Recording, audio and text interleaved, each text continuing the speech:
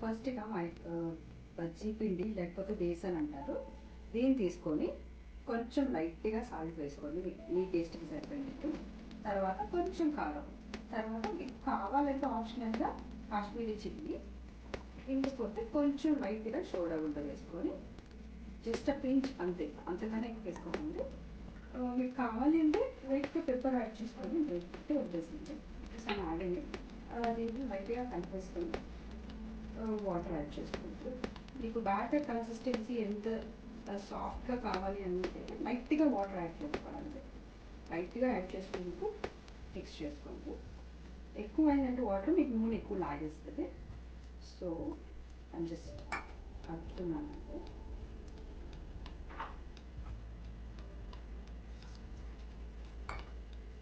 ఈరోజు మనం ఇందులో ఈ కన్సిస్టెన్సీ మనం బజ్జీకి వాడుకోవచ్చు, పకోడీకి వాడుకోవచ్చు.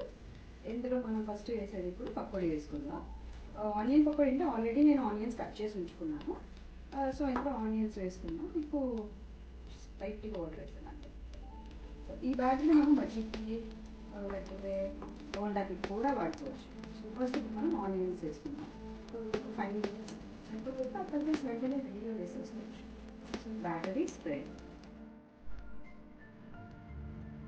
సో ఆల్రెడీ మనం బజ్జీ ఆల్రెడీ రెడీగా ఉంది కదా పకోడీ చేసుకున్నాక. సో నేనేం చేస్తున్నానంటే మా దగ్గర ఒక పొటాటో ఉంది. సో అది బాయిల్ చేసేసి ఉడకపెట్టి దాన్ని స్లైసెస్గా కట్ చేసి అదే మాలో స్టఫింగ్ లాగా జస్ట్ అలా ముంచి తేల్చి నేను అదే నూనెలో వేస్తున్నాను.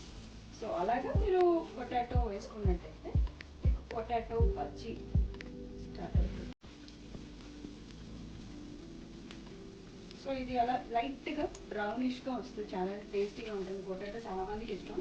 అలాగే మీ పిల్లలకి కూడా చాలా నచ్చుతుంది. బికాస్ చిన్న పిల్లలకి పొటాటో కొంచెం ఫ్లేవర్ అనేది బాగా పడుతుంది కాబట్టి వాళ్ళకి ఇష్టపడతారు బాగా.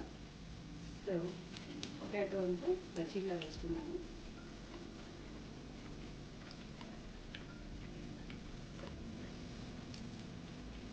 ఇది ఒక్కసారి సిమ్లో పెట్టుకున్నాను.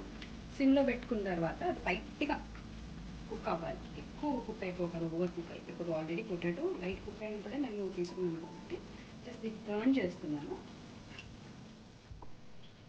సో మనం ఇంతక 2 minutes ఉంచానండి నేను.